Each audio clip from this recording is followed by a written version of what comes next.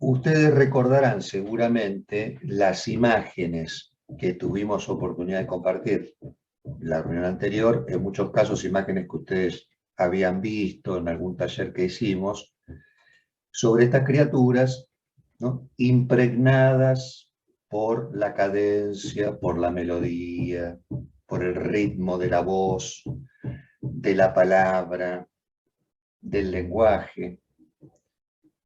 Y esas capturas las trajimos a colación para ilustrar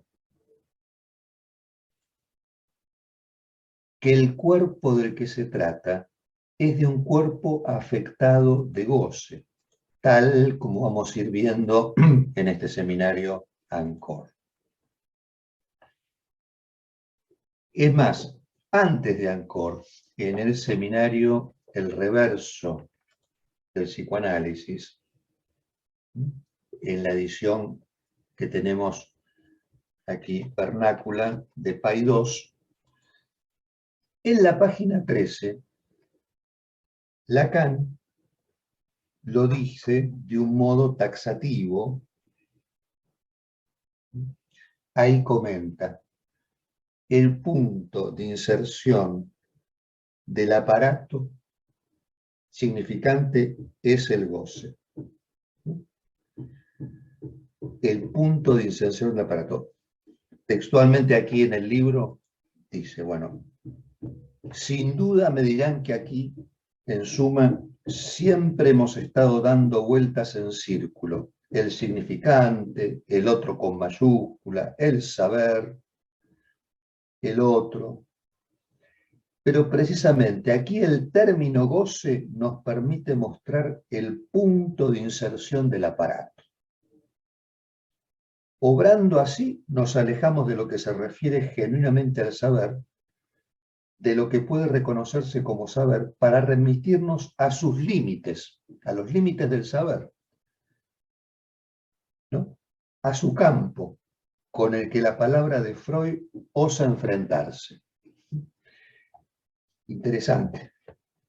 Acá hace referencia a este aparato significante, ¿no?, como punto de inserción en el goce. Noten ustedes que este punto de inserción nos obliga a considerar a este cuerpo afectado de goce en su relación al orden simbólico, con lo cual lo que está ocurriendo en este momento de la enseñanza de Lacan es que de algún modo ese orden simbólico deja de ser considerado como algo que tiene un funcionamiento autónomo, cerrado en sí mismo, ¿no? O sea, durante un periodo muy extenso de la enseñanza lacaniana, Lacan venía manejando esta noción de la autonomía de lo simbólico.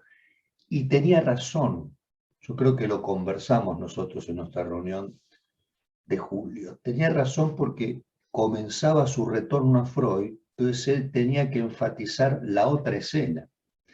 Y la otra escena, él la transmite bajo esta forma de una lógica del significante, la lógica del inconsciente, el saber del inconsciente. Entonces entendíamos, pero aún así también comentamos que aunque fuera al principio de su enseñanza enfatizado el tema del orden simbólico, no dejaba de considerar el goce, ya inicialmente, de manera muy tímida todavía. Si ustedes lo recuerdan, en marzo justamente comenzamos a considerar el goce y ahí nosotros dijimos, ¿qué dice Lacan al principio sobre el goce? Porque no puede omitirlo totalmente. Bueno, que el goce era imaginario. Así comenzó nuestra travesía respecto del goce lacaniano. Pero entonces nos encontramos ahora, en este momento de la transmisión de Lacan, avanzada esa transmisión, con esta indicación, donde se comienza a considerar al significante como aparato del goce. Van a poder encontrar esta indicación también en la página 51 del Reverso del Psicoanálisis, donde también aquí se hace mención al aparato, ¿no? Dice, cuando el significante se introduce como aparato del goce. Y acá comenta algo que para nosotros tiene mucho interés, sobre lo cual hoy vamos a hablar, y es, cuando el significante se introduce como aparato del goce, no tenemos pues que sorprendernos al ver aparecer algo que tiene relación con la entropía. Y fíjense que acá vuelve a una metáfora o una ilustración que recordamos que hizo en algún momento en el seminario 4, cuando hablaba del río y la represa y la energía hidroeléctrica. Algo por el estilo también nos comenta acá, en el seminario 17, porque dice, cuando construyen una fábrica, en cualquier lugar, naturalmente ustedes recogen energía. Recogen energía. Y fíjense qué interesante, porque la energía está presente en todos lados. Está presente en este libro, está presente en el agua que tomamos en nuestras casas. La energía está en todas partes, ¿no? Y bueno, los aparatos que intervienen para hacer funcionar esa especie de turbina y para que pueda enlatarse la energía, se fabrican con esta misma lógica, la que estoy hablando, es decir, la función del significante.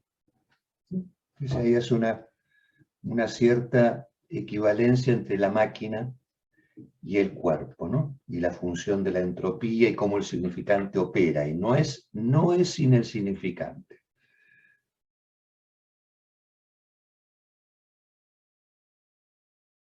La referencia al lenguaje como aparato del goce, les decía, pueden hallarla aquí, y Lacan nos dice que la realidad, fíjense qué interesante esta frase, ¿no?